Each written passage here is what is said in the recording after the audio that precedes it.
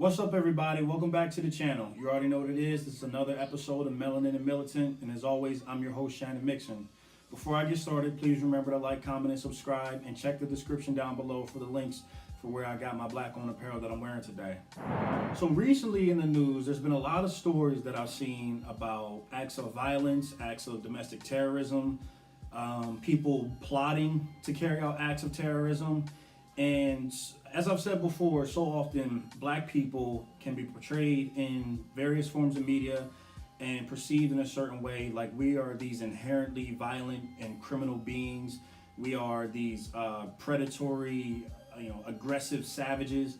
And again, as I've said before, back in the 90s, the term that was being used a lot was super predator. And we got painted with that term and it stuck for a while.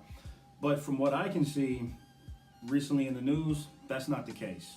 So the first of these many stories that I'm talking about happened on April 27th when 19-year-old John Ernest from San Diego, California, went into a Jewish synagogue and opened fire with an assault rifle. He injured 3 people and unfortunately killed 1 person. And while he was shooting, his gun jammed and he fled the scene, called 911 and told dispatchers of his location, what had happened, what he had done. And this was pretty much done just to ensure that he got taken in safely so they would know he was surrendering. So he had enough wherewithal and, empathy for his own life, but not for the other people that he opened fire on. So when he was arrested, he said he was inspired by the New Zealand shooting that I believe racked up 50 or 60 victims.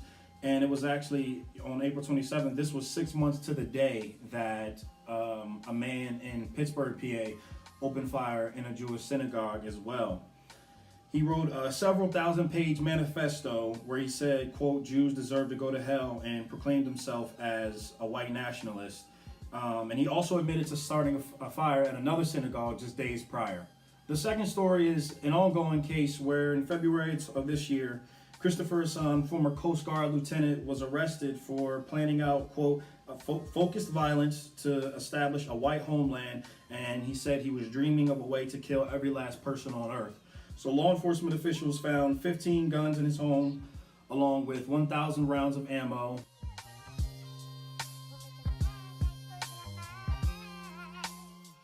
He also targeted many Democratic politicians in his plan, along with left-wing news journalists.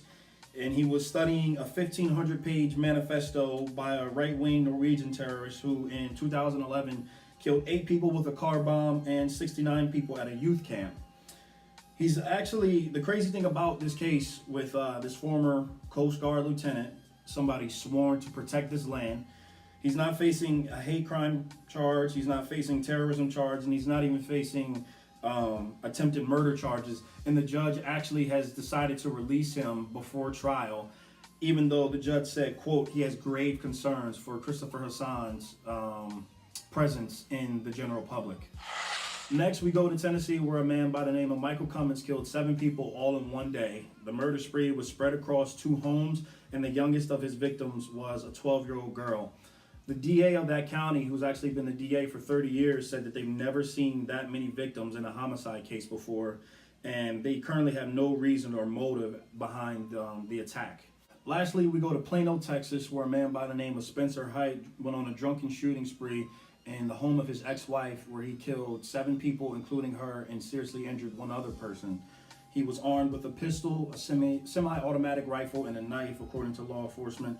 And he actually got into a shootout with the law enforcement officials who responded to the scene, where he was then killed by those law enforcement officials.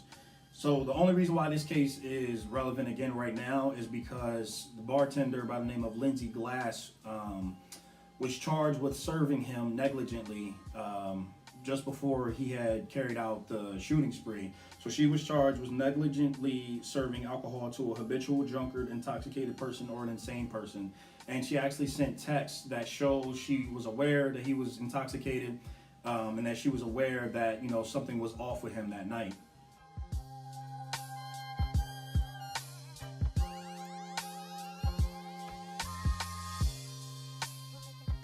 A toxicology report also showed that Spencer was actually 4 times above the legal limit So her acknowledgement of him already being intoxicated is why she's culpable in this crime, and that's why it's relevant again right now, because she was just recently charged.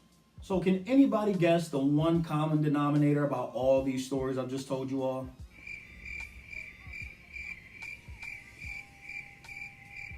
Don't worry, I'll tell you. They're all white guys.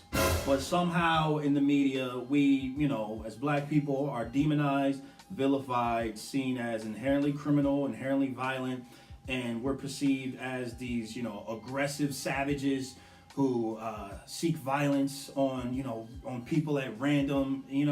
That's the way we're perceived in movies and TV and, every type of form of media that you can think of. That is the narrative. So real quick, y'all, I actually recorded this episode weeks in advance, and then a couple other things hit the news relating to this topic, so I just wanted to add them in just to further make my point. So on April 30th, 22-year-old Tristan Terrell opened fire at the University of North Carolina at Charlotte, killing 2 people and injuring 4 others. On May 7th, Devin Erickson and Alec McKinney opened fire at a Denver STEM high school with handguns, killing 1 and injuring 8 others. And in both situations, a student actually tried to lunge at the shooters, and they were the ones that ended up losing their lives in these situations. Again, all 3 suspects were white, so just another case of white people shooting up schools, malls, movie theaters, whatever, and showing that they're the real threat in this country. So that's all I got to say. I just wanted to point out these stories, talk about them, get them out there, and call them for exactly what they are, because whether it's CNN or Fox, these news outlets aren't going to call it for what it is, which is white domestic terrorism and extreme white nationalism. If you notice that lately when I posted these on my social media, I'm saying hashtag change the narrative, because that's exactly what I want to do. Black people are not the super predators. We're not the inherently criminal ones. We're not the ones more likely to carry out, these active shooter situations and kill people a dozen at a time just because we don't like their religion or faith or their ethnicity. That's more likely going to be a white man who is an extreme white nationalist. So if you disagree with me about that, that's fine. My opinion won't change about that. But the one thing that will change is the narrative. Thanks for watching.